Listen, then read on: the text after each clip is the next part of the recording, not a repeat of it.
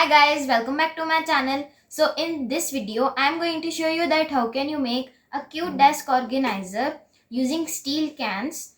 I used foam sheet for wrapping it, and for decorating it I used lace, ribbons and some more items. So without wasting more time, let's get started.